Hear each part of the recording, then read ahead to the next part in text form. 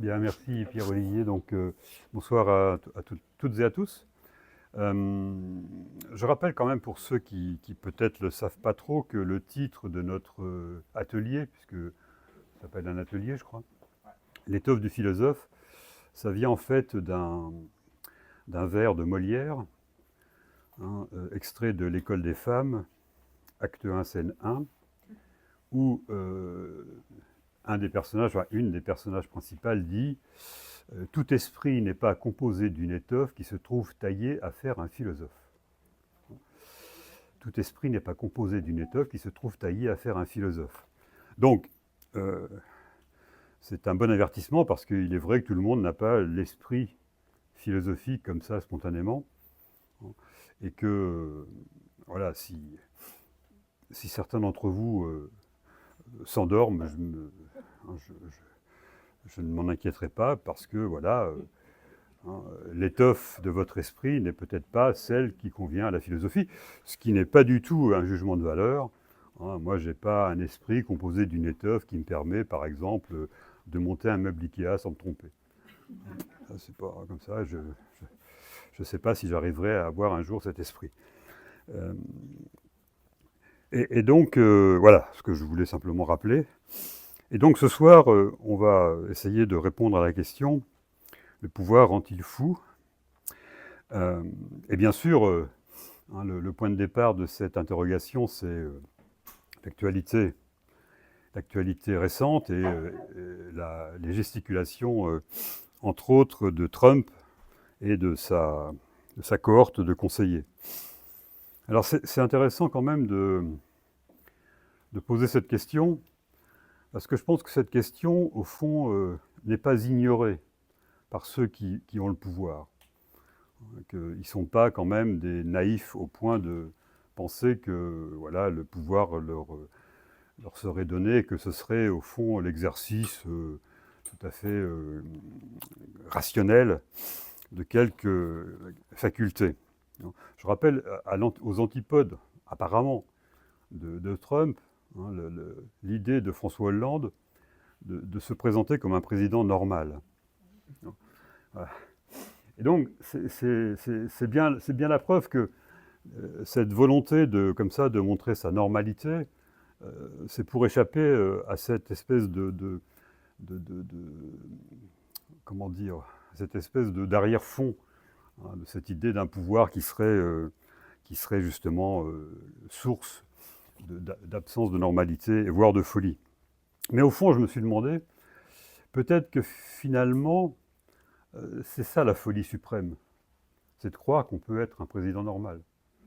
C'est-à-dire que, au fond, Hollande serait plus fou que Trump, en prétendant être normal. Voilà. Alors, euh, juste une petite introduction amusante, n'est-ce pas?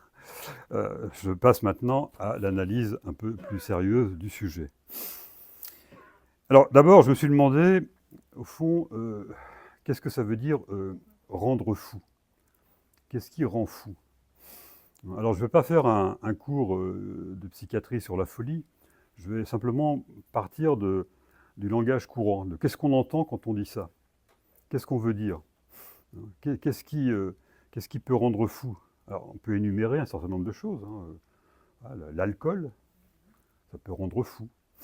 L'argent peut rendre fou. La passion, la jalousie, ça peut rendre fou.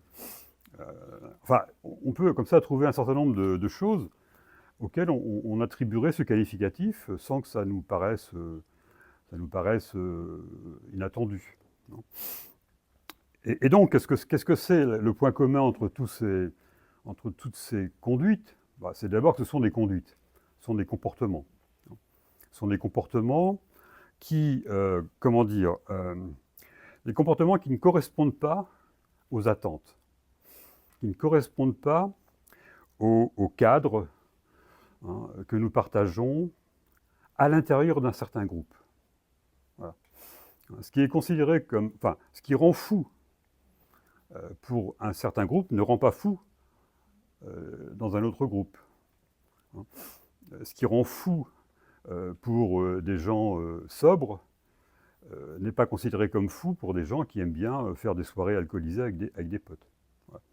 Donc, simplement, il y a cette idée que ce qui est considéré comme fou, ou ce qui est potentiellement porteur de folie, c'est quelque chose qui n'entre pas dans les normes d'un groupe. Et disons plus globalement, dans les normes d'une société. Alors quand j'emploie ici le mot norme, ce n'est pas du tout au sens moral. Non.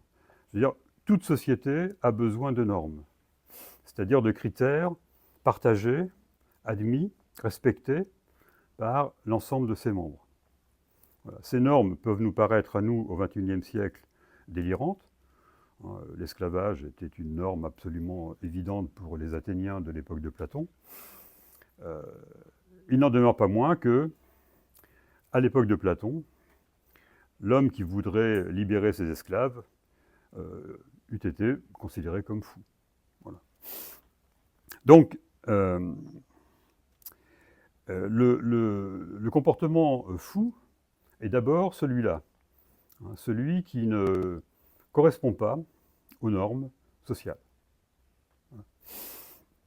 Alors, il faut dire un mot sur, justement, la société. Si un comportement fou est un comportement qui est asocial, antisocial ou extérieur aux normes sociales, qu'est-ce qu'on appelle une société? Alors, on a souvent comparé, on compare de temps en temps les sociétés humaines aux sociétés animales. C'est un grand classique de la philosophie. Par exemple, on compare la société humaine aux ruches des abeilles, hein, ou à l'organisation des fourmis, ou éventuellement à ce qui se passe dans les meutes d'animaux grégaires, etc.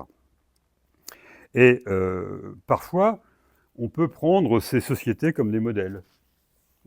L'efficacité de la ruche est impressionnante.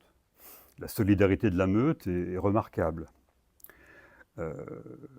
Et ainsi, on peut même parfois aller chercher dans ces sociétés animales des modèles d'explication, de compréhension des sociétés humaines. Mais à mon sens, ça ne marche pas. Ce sont des paradigmes ou ce sont des critères d'intelligibilité qui ne fonctionnent pas. On ne peut pas passer de la société animale à la société humaine. Pourquoi ? Une des raisons fondamentales, c'est que la notion de pouvoir ne peut pas s'appliquer aux sociétés humaines. Voilà. Aux sociétés animales, pardon. Ouais. Très bien, c'est très bien. Merci. Pour l'instant, ça va. Tout le monde suit, c'est parfait. Donc Molière a tort. Alors, évidemment, il y a quand même des analogies. Il y a quand même des correspondances, certes. Et la correspondance essentielle entre société humaine et société animale, c'est que l'une comme l'autre présente un système de relations organisées entre les membres qui les composent. Voilà. Une société, c'est ça, c'est un système de relations organisées entre les individus qui composent cette société. Alors, la différence radicale, hein, c'est que ces règles n'ont pas du tout la même origine. Évidemment, chez les animaux, les règles du système social, les règles de l'organisation sociale sont, on va dire, très rapidement, sont naturelles. C'est-à-dire qu'elles sont en gros instinctives, c'est-à-dire qu'elles sont en quelque sorte toujours les mêmes, qu'elles ne changent pas. Comme disait Pascal, hein, les sociétés des abeilles étaient aussi bien réglées il y a 2000 ans qu'aujourd'hui. Mais en même temps, comme elles ne changent pas, ces sociétés sont immuables, elles sont intangibles et elles ne se renouvellent pas. Elles restent les mêmes. En tout cas, les règles sont, pourrait-on dire, immédiatement, quasiment immédiatement et spontanément dans chaque individu social, dans chaque élément social de ces groupes. Chez l'homme, qui est aussi un animal social, évidemment, qui est fondamentalement, qui ne peut pas être autre chose qu'un animal social, même Robinson Crusoe ne peut survivre que parce qu'il a reçu de sa société les éléments qui lui permettent de transformer la nature dans laquelle il se trouve sur l'île, etc. Donc, chez l'homme, la nature n'a pas donné le mode d'emploi de la vie collective. Elle n'a pas donné ce mode d'emploi aux individus qui constituent les groupes humains. Donc les règles doivent être instituées.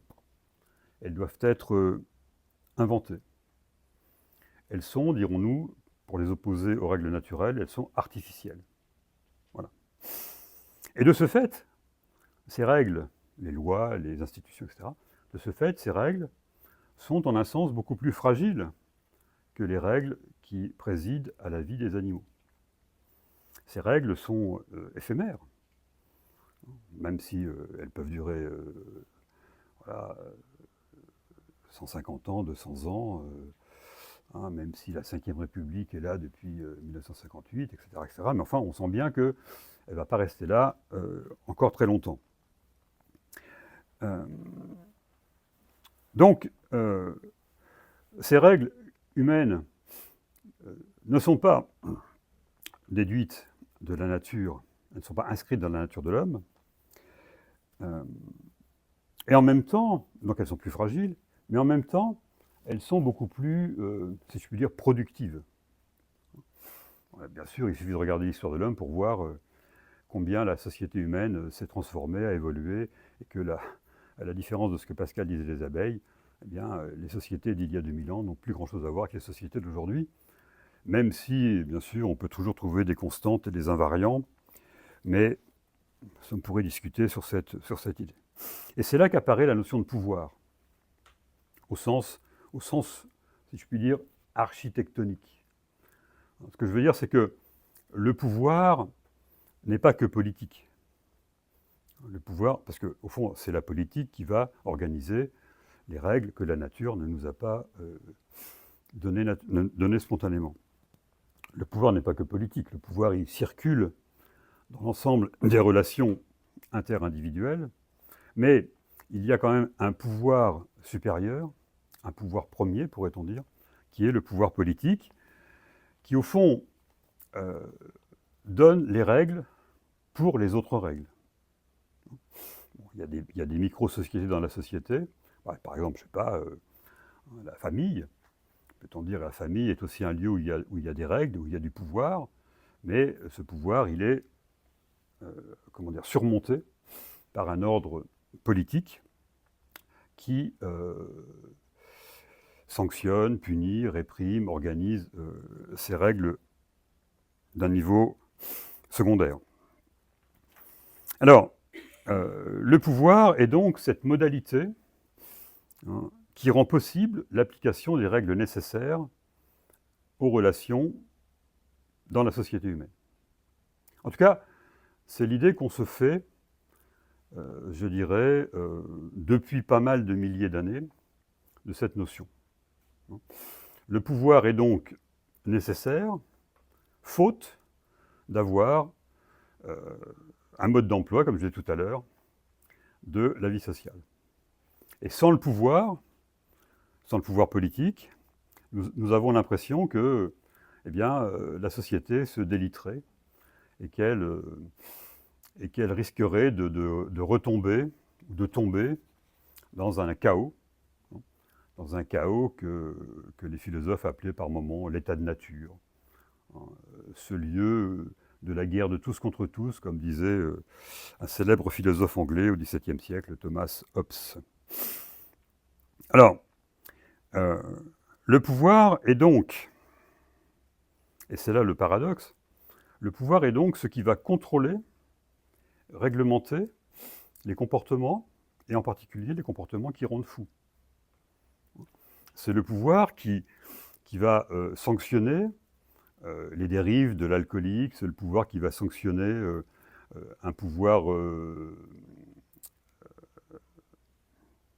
conjugal, trop autoritaire du mari sur sa femme, là c'est mon petit côté démagogique. c'est le pouvoir politique qui va donc organiser tout ça. C'est le pouvoir suprême, voilà, le pouvoir premier. Et donc, ce pouvoir, comment le définir? Comment le caractériser? Très simplement, là encore, de manière très simple, le pouvoir, c'est ce à quoi ou ce à qui les hommes et les femmes, ce à quoi nous devons obéir. Voilà. C'est comme ça que ça se présente dans notre expérience. Alors c'est un pouvoir auquel nous devons obéir, nous pouvons consentir à cette obéissance, nous pouvons y obéir un peu avec réticence, mais en tout cas, c'est bien l'objectif, c'est d'obéir au pouvoir. Et le pouvoir doit être obéi. Alors il y a deux types de pouvoir quand même, si on veut. Il y a le pouvoir qu'on appellera moral. Le pouvoir moral, c'est celui auquel on obéit, mais qu'on se donne à soi-même. Le pouvoir moral, c'est ce qu'on appelle les valeurs que j'ai en moi, qui me semble dont je suis peut-être pas le créateur, mais en tout cas le dépositaire, qui existent parce que je veux bien qu'elles existent, et je me les applique à moi-même. Voilà. C'est le pouvoir qui est la source ensuite des remords, des regrets, de toutes ces expériences psychologiques que tout le monde connaît, enfin j'espère. Voilà. Et puis il y a le pouvoir, on va dire, qui nous semble venir d'une extériorité. Le pouvoir qui nous semble justement s'imposer à nous, mais dont nous ne sommes pas les maîtres. Nous ne sommes pas l'origine. En gros, c'est le pouvoir politique, c'est le pouvoir de l'État, si vous voulez. Alors, pourquoi obéissons-nous à ce pouvoir? Pourquoi est-ce que nous obéissons à ce pouvoir? Donc il y a des tas de réponses possibles. Moi, j'en choisirais une, célèbre dans l'histoire de la philosophie.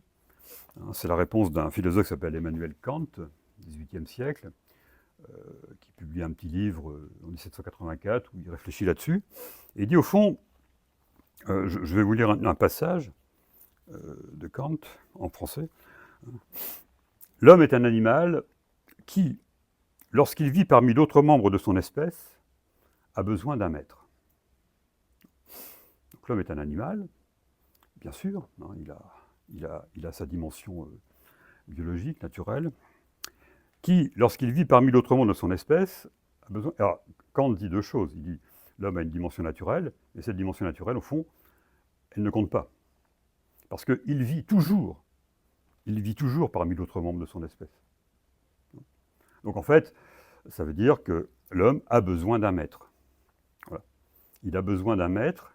Alors pourquoi est-ce qu'il a besoin d'un maître? Car, dit-il, il abuse à coup sûr de sa liberté à l'égard de ses semblables. Voilà. Et ça l'animal ne le fait pas. L'animal ne peut pas abuser de sa liberté parce qu'il n'a pas de liberté. Il est déterminé par la nature. Donc, voilà. Il abuse pas de sa liberté. Il peut abuser de sa force. Il peut abuser. Il déploie sa force. L'animal déploie sa puissance. Mais il n'exerce pas un pouvoir. Voilà. C'est la différence entre la puissance et le pouvoir, si vous voulez. La puissance, c'est un donné. C'est quelque chose que l'on a. Le pouvoir, c'est la capacité d'exercer ou non cette puissance. Chez l'animal, il n'y a pas de différence entre les deux. La puissance, il exerce toujours à 100%. Chaque instant de sa vie, elle est l'exercice d'une puissance qui correspond au moment où il est, à l'action qu'il a à accomplir et aux relations qu'il a avec ses semblables. Donc il n'a pas besoin de passer de la puissance au pouvoir, si je puis dire. Bon. Donc il abuse à coup sûr de sa liberté à l'égard de ses semblables.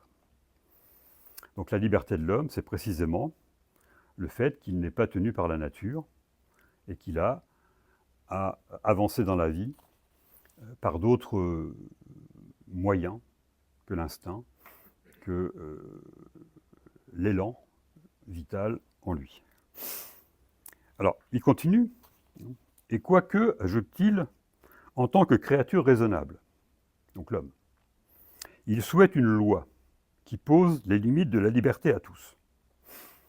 Donc voilà, nous avons la raison qui va nous permettre d'inventer des modes de vie que la nature ne nous a pas donnés. Cette raison, va nous amener à penser quelque chose qu'on appelle des lois, des règles, si vous voulez. Et donc, bon là, on résume, mais en gros, dit Kant, la raison nous permet de penser une loi qui vaille pour tous les membres de la communauté. Voilà. Donc ça, en tant qu'être de raison, nous sommes capables de penser à ces éléments universels, universellement partagés. Voilà, si on me demandait est-ce que vous êtes pour l'impôt, ben, voilà, je ferai intervenir ma faculté de réfléchir et je dirais bien sûr il faut un impôt équitable, etc. Mais, dit Kant, son inclination égoïste, donc l'inclination égoïste de l'être humain, l'entraîne cependant à faire exception pour lui-même quand il le peut. Donc ouais, l'impôt c'est super, c'est vachement bien, etc. Et quand je reçois ma feuille d'impôt, je me dis comment je pourrais échapper à la chose. Parce que nous avons des inclinations qui sont égoïstes, voilà, parce que nous sommes des individus vivants et pas simplement des raisons pures. Et donc il y a une sorte de tension, voire de contradiction entre ce plan-là. Et comme nous sommes comme les animaux, l'animal aussi c'est un égoïste. Hein. Il est arrivé que voilà, certains animaux dévorent leurs petits parce qu'ils avaient faim. Hein, ça arrive même souvent. Mais, comment dire, cette inclination égoïste ne vient pas, si je puis dire, entrer en contradiction avec autre chose, chez lui, chez l'animal. Donc, il y a bien chez l'homme cette inclination égoïste, et elle entre en contradiction avec ce que la raison pourrait lui dire. Donc il voudrait faire exception pour lui-même, échapper à la loi que par ailleurs il veut quand même pour tous les autres. Et Kant ajoute, il lui faut donc un maître pour briser sa volonté particulière et le forcer à obéir à une volonté universellement valable. Par là, chacun peut être libre. Donc il faut qu'il y ait un maître qui vienne, comment dire, canaliser, contrôler, empêcher l'expression des inclinations égoïstes et permettre la réalisation des lois de la raison. Maintenant, la question que pose Kant ensuite, mais où prendra-t-il ce maître? Où prendra-t-il ce maître? Où est-ce que l'homme trouvera ce maître? Eh bien, nulle part ailleurs que dans l'espèce humaine. Or, ce sera lui aussi un animal qui a besoin d'un maître. Donc, le maître de l'homme, en tout cas dans la logique kantienne, ne peut être qu'un homme. Ce n'est pas un dieu, ce n'est pas un être surnaturel, c'est un homme comme tous les hommes. Et lui-même, il faut qu'il maîtrise son inclination égoïste parce qu'il n'échappe pas à l'inclination égoïste. Donc ce sera lui aussi un animal qui a besoin d'un maître. Et de quelque façon qu'on s'y prenne, on ne voit pas comment, dit-il, pour établir la justice publique, il pourrait se trouver un chef qui soit lui-même juste. Et cela qu'il le cherche dans une personne unique ou dans un groupe composé d'un certain nombre de personnes choisies à cet effet. Voilà, donc Kant nous dit l'homme doit être maîtrisé. Il doit être maîtrisé, alors il peut être maîtrisé en partie par lui-même, mais il faut aussi qu'il soit maîtrisé par une autorité supérieure, dotée d'une force, etc., etc.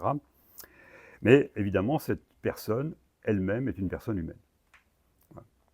Et donc ce maître, il doit avoir un maître, qui lui-même doit avoir... Mais on ne peut pas remonter comme ça à l'infini. Donc voilà, ce maître, il est là, hein, et lui, il n'a rien pour le maîtriser, en quelque sorte. Ce maître suprême dans la société ne peut pas être maîtrisé par... Ou alors s'il l'est, c'est que c'est ce second maître qui sera lui-même le maître, etc. Et donc, on pourrait dire, ben voilà, c'est ça qui rend fou. C'est ça qui rend fou. Une maîtrise, enfin une puissance, une autorité, une force, que rien ne vient canaliser. C'est la première idée qu'on pourrait trouver de Kant. Donc Kant conclut, chacune d'entre elles, chacune de ces personnes, abusera toujours de sa liberté si elle n'a personne au-dessus d'elle qui exerce un pouvoir d'après des lois. Le chef suprême doit donc être juste en lui-même et pourtant être un homme. Ce qui évidemment calme un peu. Cette tâche, ajoute Kant, est donc la plus difficile de toutes et même sa solution parfaite est impossible. Dans un bois aussi courbe que celui dont est fait l'homme, on ne peut rien tailler de tout à fait droit.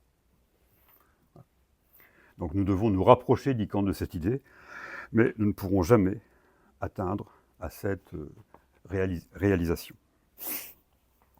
Alors, on a ici une première hypothèse, bon, qui est assez classique en fait.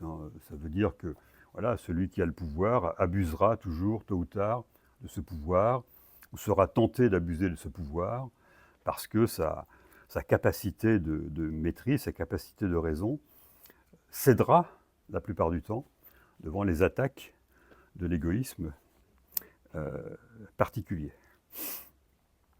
Alors, en même temps, cette réponse de Kant, qui est très, très belle, hein, théoriquement très, très intéressante, cette réponse de Kant, on peut peut-être la discuter à travers cette idée, au fond, que il faudrait avoir comme un idéal régulateur, enfin comme une espèce d'horizon, il faudrait avoir cette idée d'un maître parfait, hein, c'était déjà un peu l'idée de Platon, si vous voulez. Platon, dans un de ses textes célèbres, La République, se demande comment gouverner la cité humaine pour que règne la justice, l'ordre, etc., etc. Il dit, la question fondamentale, c'est qui va être au pouvoir. Qui va être au pouvoir, justement, pour ne pas amener la cité, non pas vers la vérité, comme le voulait Platon, mais vers des buts intéressés particuliers.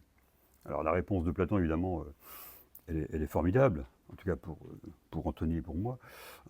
Il dit, le seul qui peut faire ça, c'est le philosophe. Parce que le philosophe, c'est le seul homme capable de maîtrise, c'est le seul homme capable de vivre selon la raison, et c'est le seul homme capable de vivre selon la vérité. Voilà. Et donc c'est lui, forcément, logiquement, inévitablement, qui doit être le roi. Voilà. Bon, je pourrais plus m'arrêter là. Non, mais c'est quand même 2500 ans qu'il a dit ça. Personne n'a mieux dit. Enfin, voilà. Bon. Alors, oui, ce que je voulais dire, c'est que dans ces conceptions-là, on a quand même cette idée toujours toujours beaucoup moralisatrice de la politique. On voudrait que la politique soit le lieu du bien, que ce soit le lieu où tous les hommes vivent dans l'égalité, dans la fraternité, dans la liberté, etc. Et bien sûr, encore une fois, ces idéaux sont certainement utiles. Mais est-ce qu'ils sont applicables? Est-ce qu'ils ont un effet de réel, comme on dit? Voilà. Alors, ici, il y a un deuxième auteur que je voudrais citer, que je voudrais prendre comme référence, qui n'est pas aux antipodes de Kant, mais qui est quand même très différent. Aussi, il est carrément aux antipodes de Kant. Évidemment, c'est Machiavel. Nicolas Machiavel, donc philosophe italien, lui, il est antérieur à Kant, au XVIe siècle. Donc, il écrit un texte célèbre, Le Prince, dans lequel il essaye de décrire quelles sont les conditions pour qu'un État soit bien gouverné. Quelles sont les conditions pour qu'un gouvernant puisse accomplir correctement sa tâche. Alors Machiavel est un auteur fondamental dans l'histoire de la pensée politique, de la politique en général. Certains ont dit que c'était le Galilée de la politique, parce que c'est quelqu'un qui essaye de penser la politique sans référence à une source extérieure. C'est-à-dire sans référence à la religion, c'était le cas à l'époque, le pouvoir était censé émaner de Dieu, sans référence à la tradition, à partir de ce que les réalistes comme lui appellent les faits. Il faut prendre les faits au départ, comme Galilée va étudier le mouvement des corps, sans s'appuyer sur les textes religieux, mais à partir de l'expérience, ou en tout cas de schémas expérimentaux qu'il construit théoriquement. Et donc, on connaît évidemment les thèses de Machiavel, c'est de dire, eh bien, le but du politique, le but de l'homme politique, c'est de conserver le pouvoir. Bon, quand il a le pouvoir, s'il veut agir, il doit conserver le pouvoir. Et on dit tous les moyens sont bons. Non, c'est pas vrai. Ne sont bons que les moyens qui permettent de conserver le pouvoir. Voilà. Donc, Alors ça veut dire que le prince de Machiavel ne doit pas se poser de questions morales. Il ne doit pas prendre la morale comme critère de son action politique. Ce n'est pas pour faire le bien qu'il doit faire des lois, c'est pour que la société fonctionne et qu'ainsi il conserve le pouvoir. Donc,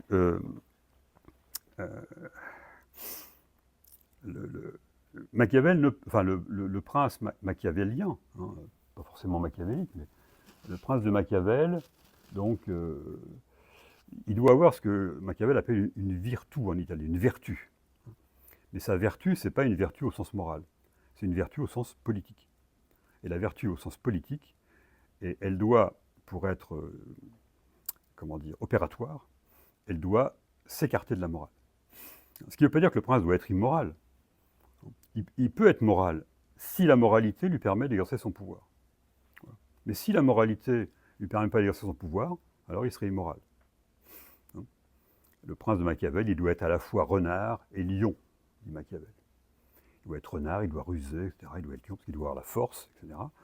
Mais il ne doit pas chercher, encore une fois, à rendre meilleurs les citoyens, hein, comme le dira Rousseau quelques siècles plus tard, etc.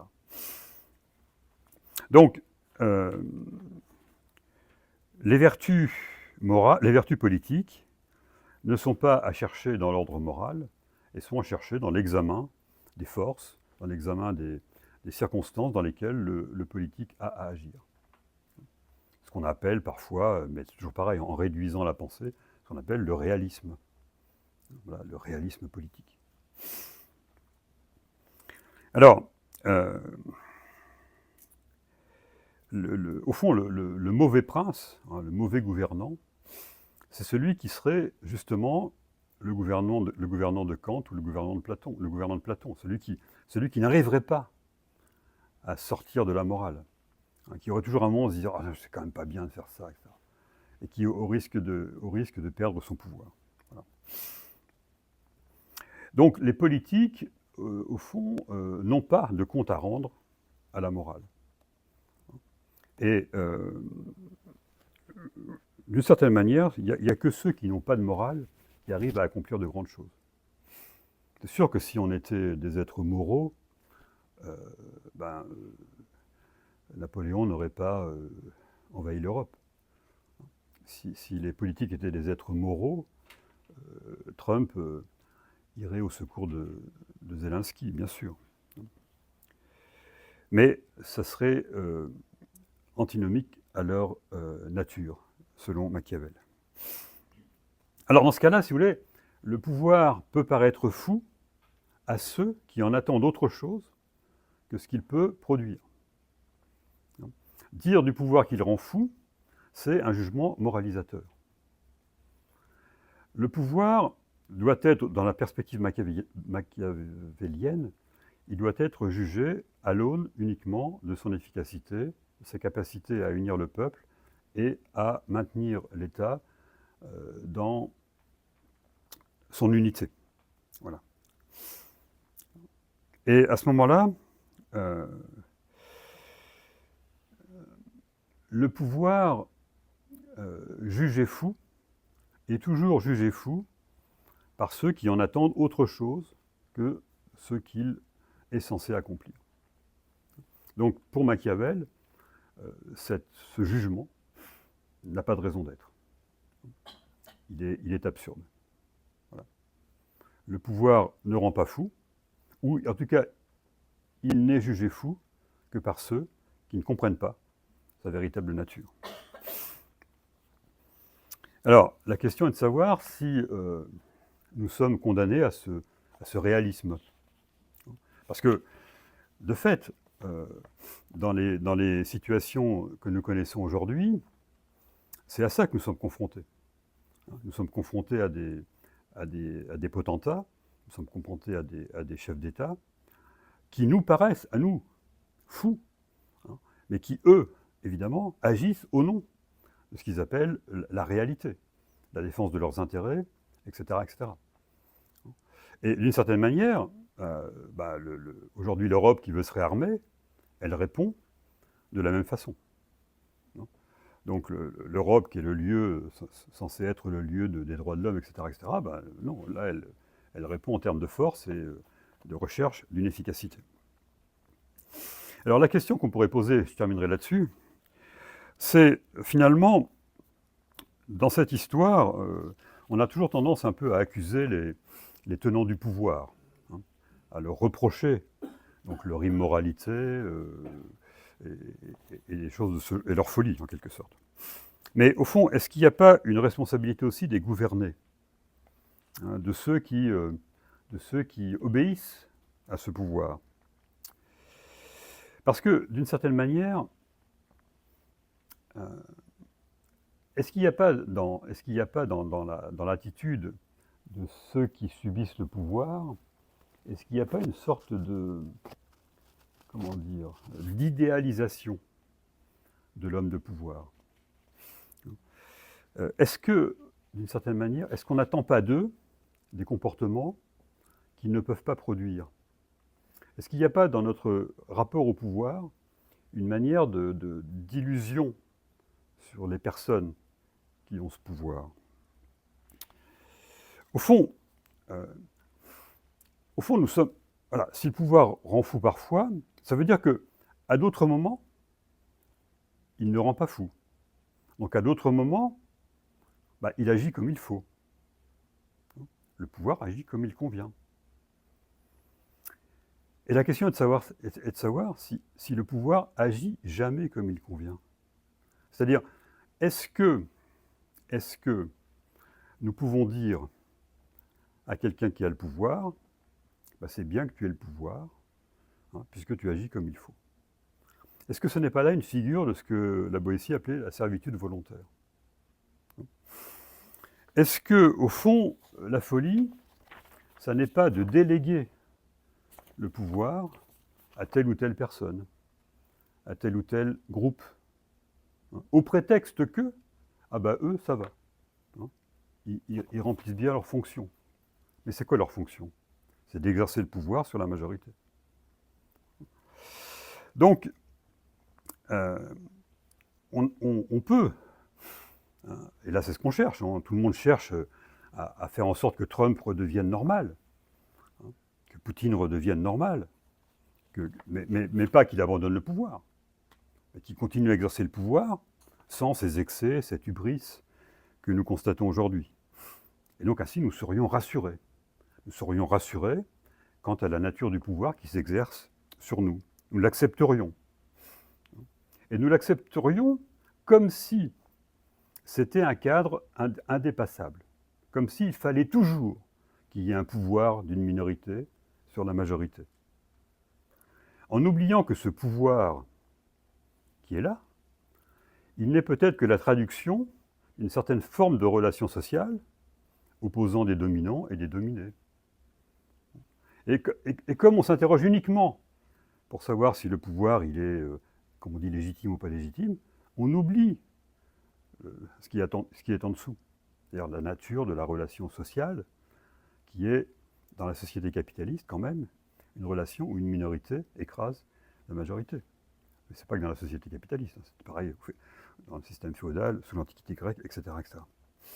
Comme si la question politique centrale c'était qui va gouverner, comment va-t-il gouverner, et non pas à quelle fin gouverne-t-on, pourquoi gouverne-t-on. Donc, en gros, ce que je veux dire, c'est que les images du pouvoir, les signes du pouvoir, nous donnent toujours l'impression, enfin, accréditent cette impression que nous nous donnons à nous-mêmes, que les hommes du pouvoir sont différents. Ils ne sont pas comme nous. Et c'est pour ça qu'ils ont le pouvoir. Et ainsi, nous nous dépossédons nous-mêmes. Nous nous castrons nous-mêmes, enfin, en tout cas les hommes, de cette possibilité d'atteindre ou d'avoir droit au pouvoir.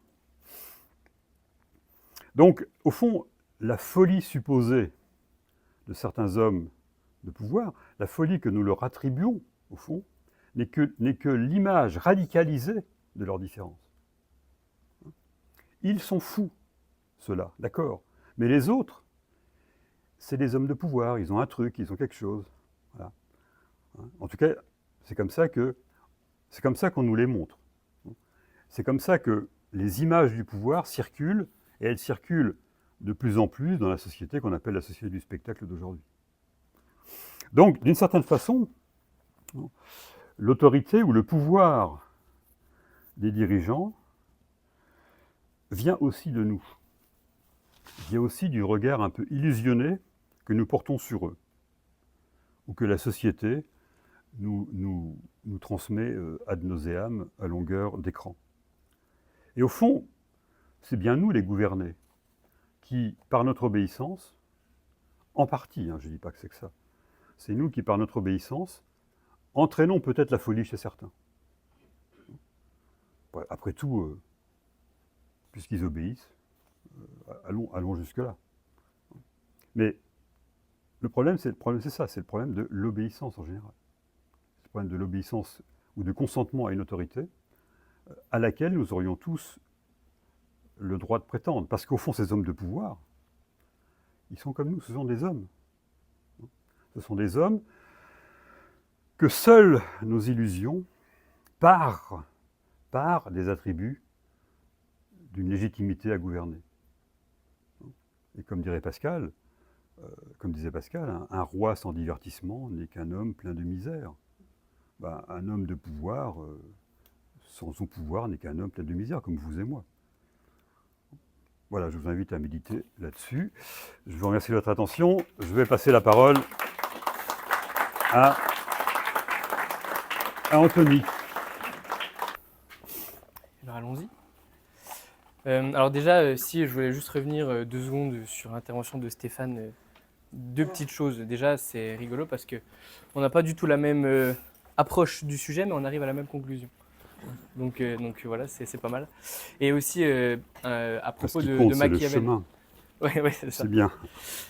Et oui, et alors à propos de Machiavel, il faut savoir qu'il y a quelqu'un qui, dans les années 2000, a fait un mémoire de master en philo à la Sorbonne sur Machiavel, qui s'appelle Emmanuel Macron. Voilà. Donc c'est quand on relit Le Prince de Machiavel en sachant ça, ça explique des fois certaines choses et ça explique... Enfin, moi je sais que j'ai compris plein de choses de comment ça marche dans sa tête une fois que j'ai appris ça, quoi. Voilà, si jamais ça vous dit. Alors, maintenant, allons-y. Le pouvoir rend-il fou? Alors d'abord, quand j'ai cherché à réfléchir à ce sujet, je me suis rappelé que fin septembre 2024, donc il n'y a pas si longtemps, c'était les vacances et je m'ennuyais. Alors avec un copain, on a décidé d'aller à Paris, un petit coup, voilà, 3-4 jours en vacances. Et alors on se promenait à Paris, voilà, clopin-clopant, on ne savait pas trop quoi faire. On a décidé d'aller au Louvre. Pourquoi? On ne sait pas trop, on passait devant. Et puis on profite d'avoir encore moins de 25 ans pendant que c'est gratuit. Voilà, c'est mon côté capitaliste. Il n'y a pas de petit profit. Et alors, donc on y allait, même si aucun de nous deux n'est vraiment expert en matière d'art. Et alors, quand on faisait la file d'attente là, avant d'entrer, il y avait des pancartes de panneaux publicitaires avec les expos du moment, quoi, qui étaient des expos éphémères et donc qui étaient en ce moment, quoi. Et alors, l'expo phare, la reine des expos qui était du moment, c'était une expo qui s'appelle « Figure du fou, du Moyen-Âge au romantique ». Alors, on s'est dit, on va y aller d'un pas léger, parce que le Louvre, bon, c'est vrai que les grandes salles avec la Joconde, etc., on connaît. Mais du coup, on a suivi l'expo éphémère. Alors, je vais vous la raconter. Alors, ce qu'on remarque dans cette exposition, c'est que la figure du fou, au début du Moyen-Âge, elle est surtout perçue à travers le prisme religieux. Le fou, c'est l'insensé au sens biblique, celui qui n'a pas peur de Dieu, celui qui s'éloigne de Dieu et qui est souvent assimilé au péché. On le retrouve dans les enluminures et les sculptures des cathédrales, où le fou incarne l'erreur et la damnation. À partir du XIIIe siècle, la société commence à lui donner une place plus visible, et c'est là qu'apparaissent les premiers fous de cour qui, sous couvert d'amusement, commencent à critiquer le pouvoir. Petit à petit, le fou devient un miroir de la société, Et on commence à le représenter avec son fameux bonnet à grelots et son bâton de marotte. Au XVe siècle, la figure du fou explose littéralement dans la culture populaire. On le retrouve dans les farces, les fêtes de fous. D'ailleurs, il y en a une encore en ce moment, de fête de fous qui existe, qui a lieu en février, mars. Vous voyez laquelle c'est ? Voilà, le carnaval, évidemment. Et alors ensuite, au XVIIe siècle, la figure du fou devient de plus en plus complexe. Il n'est plus juste un bouffon ou un être grotesque, mais aussi un sage déguisé. Shakespeare, par exemple, dans Le Roi Lear, en fait un personnage tragique qui dit la vérité mieux que personne. Chez Velázquez, les bouffons de cour sont peints avec une dignité troublante, presque inquiétante. À mesure que la société évolue, la folie prend une nouvelle tournure. Au XVIIIe siècle, avec l'essor de la médecine, la figure du fou devient de plus en plus intéressante philosophiquement. Elle devient une catégorie à part entière. On commence à les enfermer, à enfermer les fous, on cherche à comprendre leurs troubles, et petit à petit, la perception qu'on va avoir d'eux va changer. C'est au XIXe siècle, au niveau de la figure du fou, que la rupture est la plus forte. La folie devient à la fois un malheur et une forme de grandeur. Avec Goya, par exemple, et ses peintures noires, on bascule dans une vision angoissante et existentielle de la folie.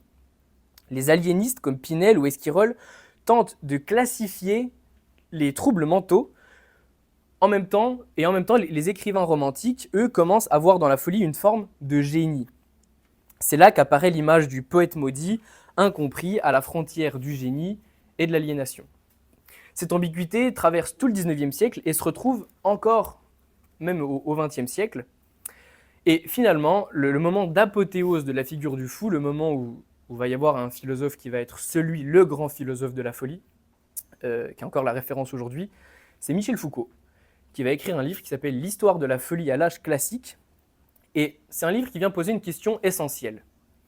Et si la folie n'était pas seulement une maladie, mais avant tout une construction sociale ? Un moyen d'exclure ceux qui ne rentrent pas dans la norme.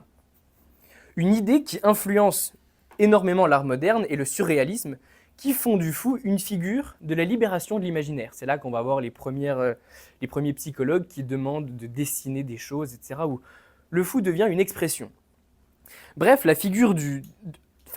la figure du pêcheur médiéval au génie incompris du romantisme, en passant par le bouffon subversif et la psychiatrisation au XIXe siècle, la folie n'a cessé de changer de visage tout en gardant cette même fonction, interroger les limites du pouvoir, de la norme et du savoir. Alors maintenant, si on passe à l'analyse plus précise du sujet, si on devait nous définir la folie comme si on faisait une dissertation, quoi. Alors la folie se définit par une altération profonde du rapport à la réalité. Quelqu'un de fou, c'est quelqu'un qui ne voit pas la même réalité que les autres. Définir la folie, c'est à la frontière entre, d'un côté, la philosophie, et de l'autre, la médecine. C'est pourquoi la folie est d'abord quelque chose qui se manifeste dans le réel, par des comportements qui sont qualifiés de déviants, d'anormaux ou hors normes. Le fou, c'est quelqu'un qui est en marge. C'est par exemple la figure du fou aux échecs, c'est celui qui peut aller aussi loin qu'il veut, en diagonale, parce qu'évidemment le fou ne va pas tout droit, il est un peu foufou, il va en diagonale. Par contre, le fou est une pièce mineure. Il ne peut pas sauter par-dessus les autres pièces, il est d'abord fou, mais il n'a pas un grand pouvoir.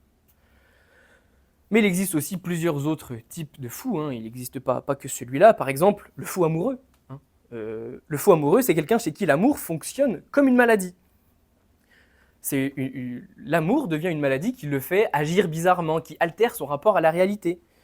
On fait des gestes incontrôlés, des gestes bizarres.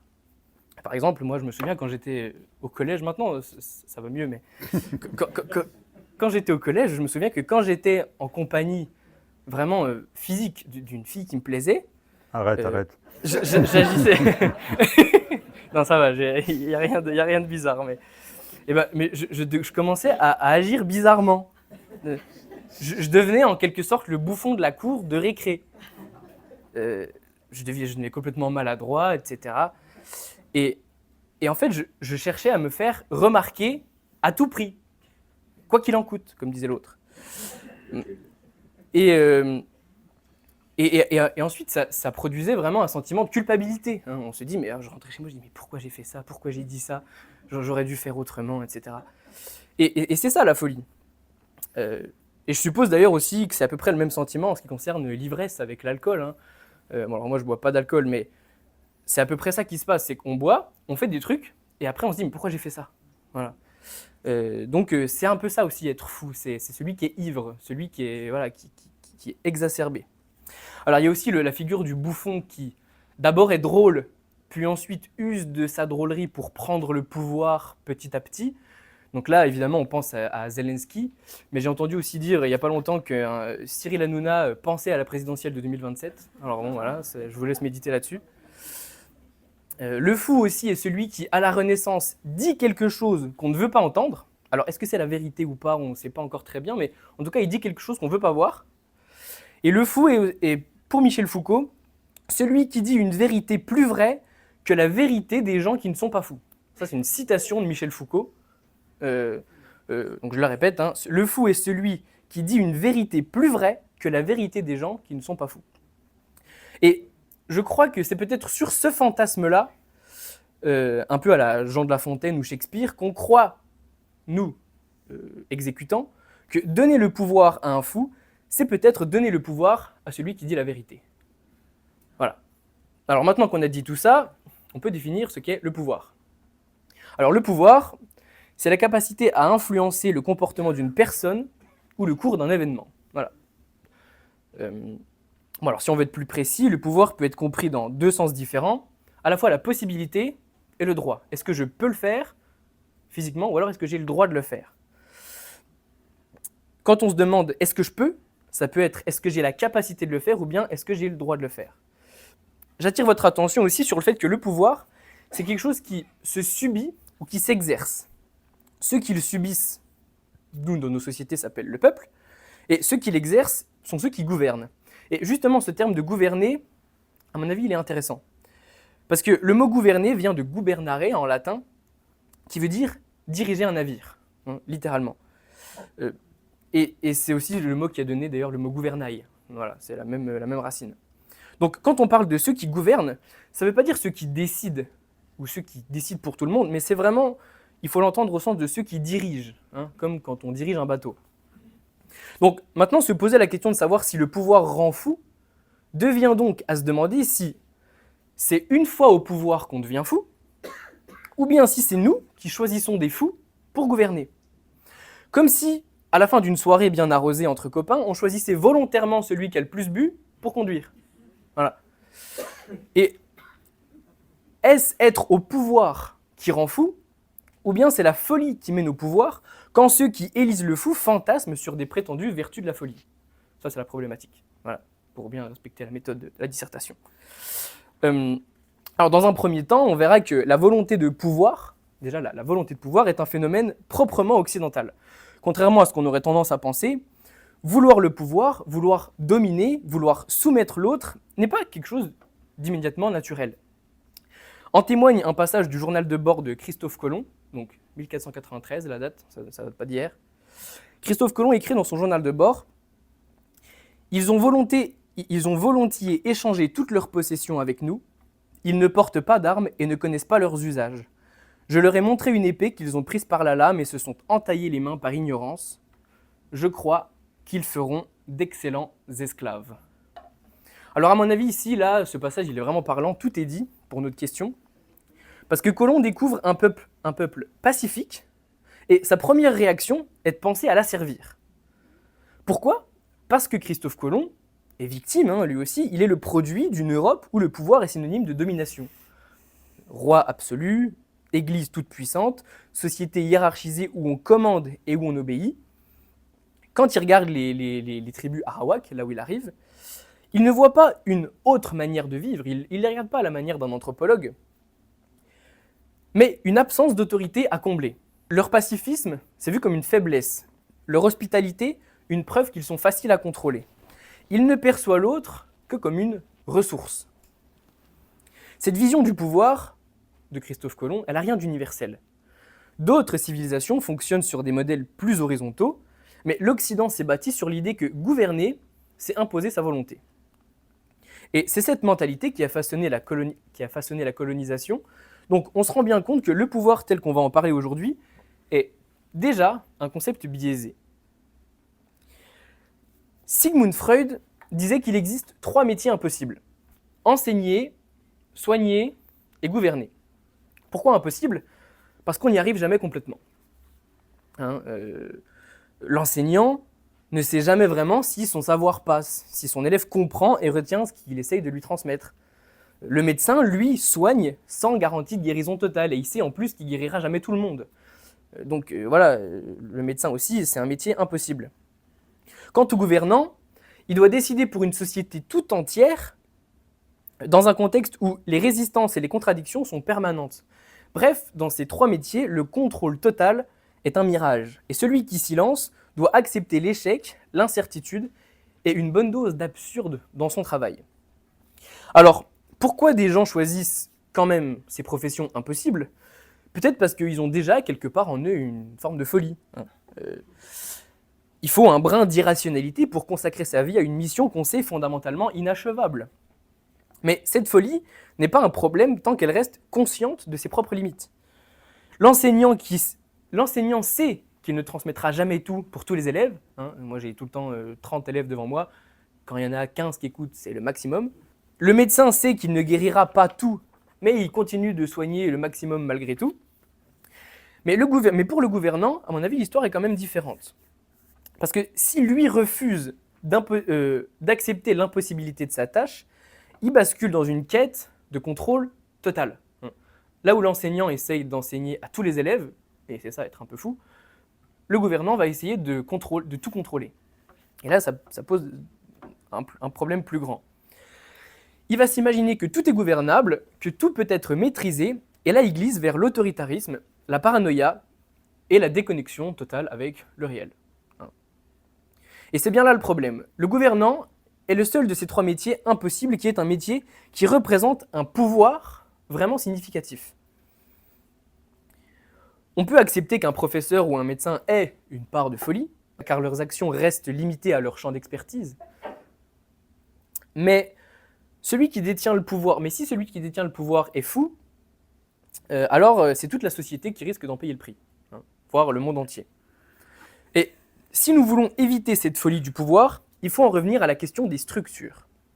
Comment empêcher que ceux qui dirigent ne se coupent du réel et ne sombrent dans l'illusion d'une toute-puissance, Il ne suffit pas de choisir de bons dirigeants.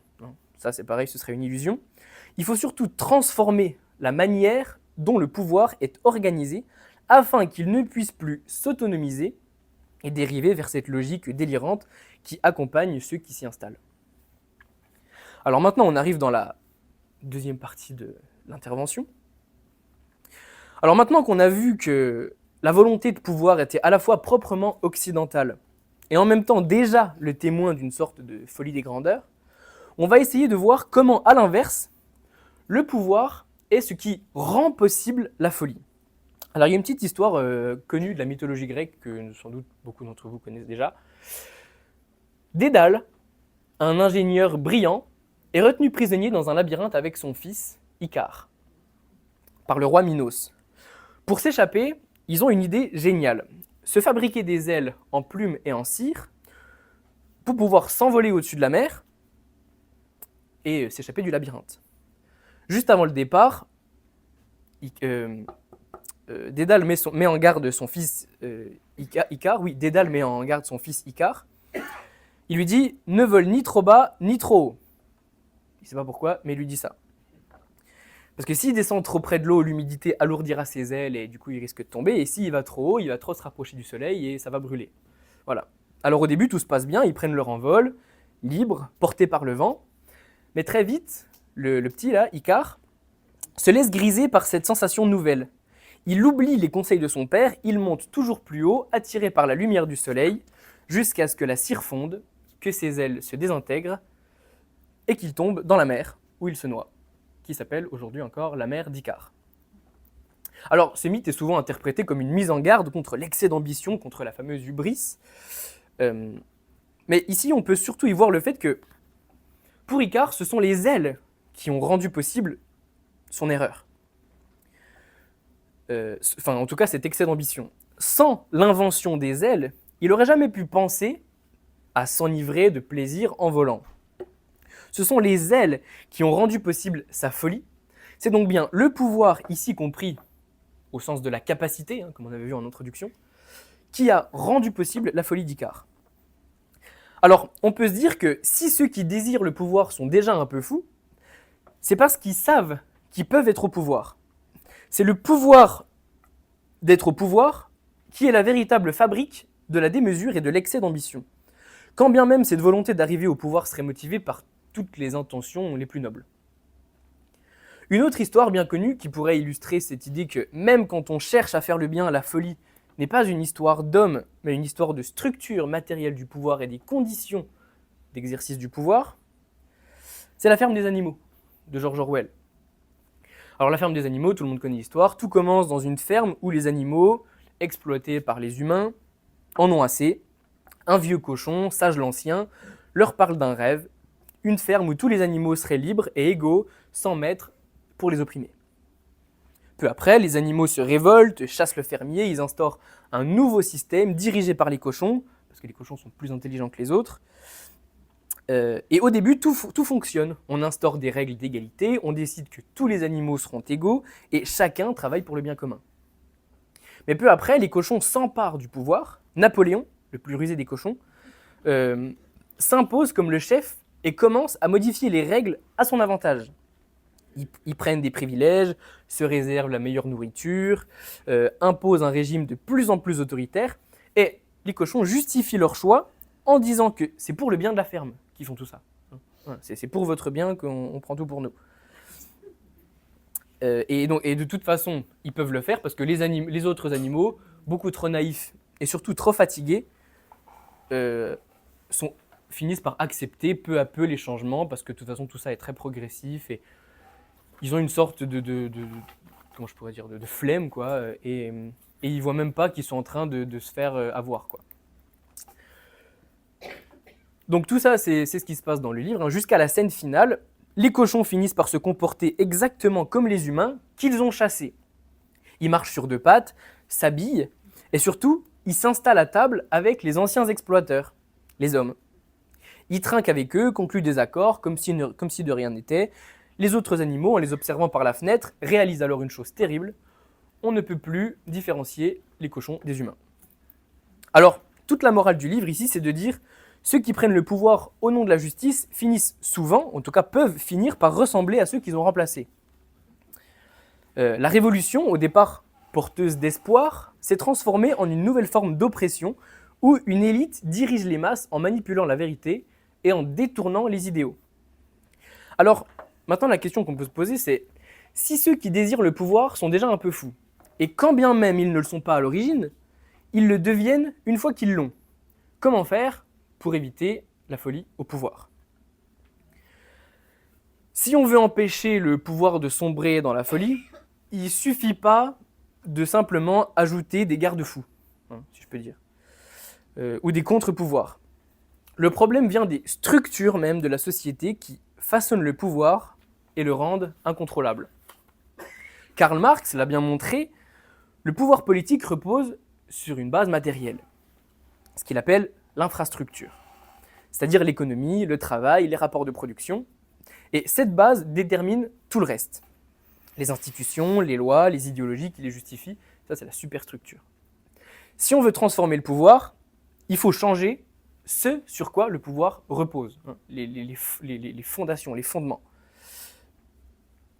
Et donc, justement, si on essaye de se questionner là-dessus, l'un des piliers de la base de cette société dans laquelle nous sommes, c'est le travail. Une activité qui occupe la majeure partie de notre temps et qui, par conséquent, prend une grande place dans la structure politique de la société. André Gorz, prolongeant l'analyse marxienne, explique dans Les Métamorphoses du travail que le travail salarié est une contrainte extérieure, une discipline sociale qui formate les individus. Et surtout, le travail accapare le temps. Et c'est ça qui est vraiment le truc le plus important chez Gorz, c'est que le travail accapare le temps. Il ne s'agit pas seulement du temps passé à travailler, mais du fait que le travail structure nos vies, impose un rythme, une logique et une vision du monde. Quand toute l'existence est absorbée par la nécessité de produire, que reste-t-il pour la pensée, pour l'action collective et pour la politique? Au final, on est un petit peu les autres animaux de la ferme que les cochons sont en train de berner. Nietzsche aussi critiquait violemment la manière dont la modernité impose une vision du travail qui abrutit plutôt qu'elle n'élève la population. Dans le Zarathustra, il évoque un concept que je trouve intéressant, qui est le concept de dernier homme. Le dernier homme, c'est un individu fatigué, épuisé par une vie sans grandeur, qui cherche avant tout le confort et la sécurité, sans plus jamais interroger le sens de son existence. Or, dans nos sociétés, le travail joue précisément ce rôle d'endormissement. Il canalise les forces, détourne les questionnements, occupe l'esprit pour éviter qu'il ne s'égare vers des aspirations trop exigeantes ou trop ambitieuses. Mais ça, c'est contraire à la démocratie. On peut se dire, oui, on a envie d'être tranquille, laissez-nous tranquille, mais c'est contraire à l'idée de la démocratie. Parce que la démocratie suppose un effort, une disponibilité, un engagement qui ne peut exister si l'essentiel de la vie est accaparé par le travail. Un citoyen épuisé est un citoyen passif, qui ne peut que déléguer son pouvoir à ceux qui, eux, ont le temps et les moyens de penser pour lui, les dirigeants. C'est ainsi que le pouvoir devient une affaire de spécialistes, d'experts, de technocrates, qui, à force d'évoluer entre eux, finissent par se couper du réel. Nietzsche aurait vu là une autre forme de décadence, une société qui sacrifie la pensée et l'action politique au nom de la nécessité et de l'ordre. Le travail, sous sa forme actuelle, n'est pas un moyen de subsistance, c'est un instrument de domestication qui maintient les individus dans un cadre où ils ne contestent plus, ne créent plus et ne veulent plus autre chose. Je suis toujours étonné, moi, quand j'entends des gens dire « je cherche un boulot ». Ah bon, tu cherches un boulot, tu cherches à aller te faire exploiter quelque part, c'est quand même assez étonnant. Or, une démocratie ne peut être vivante si ceux qui la composent sont réduits à l'état de simples exécutants. Si le pouvoir devient un monde à part, détenu par une élite coupée du reste de la société, alors il sombre dans sa propre illusion jusqu'à perdre tout lien avec la réalité. C'est cette coupure précisément qui rend le pouvoir complètement fou. Quand une poignée de personnes décide pour des millions sans en ressentir les effets, elle finit par croire que tout est gouvernable, que tout peut être maîtrisé, et elle bascule dans une sorte de gestion hors sol et complètement autoritaire. J'aime bien ce mot, c'était un de mes profs à la fac qui disait ça, qui disait que Macron c'était un gestionnaire. C'est pas un président de la République, c'est un gestionnaire, c'est un chef d'entreprise, quoi. Alors, maintenant qu'on a dit ça, c'est bien de critiquer, la critique est porteuse de fruits en philosophie, mais quelles alternatives on peut proposer? Pour Gorz, c'est simple, il faut réduire la place du travail dans la vie. Parce que quand on réduit la place du travail dans la vie, on a plus de temps, et quand on a plus de temps, on peut se consacrer aux exigences de la démocratie.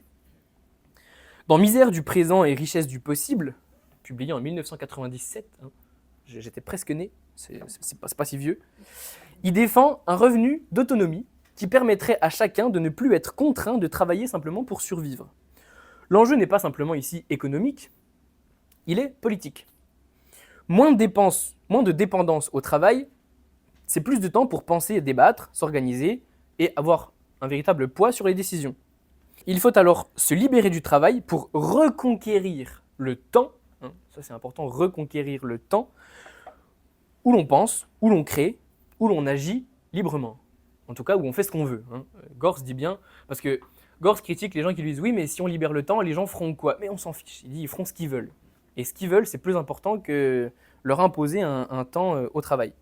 Mais, alors, une autre critique que fait Gorz du travail, c'est que pour Gorz, il ne s'agit pas seulement de travailler moins, il faut aussi repenser à ce à quoi sert le travail.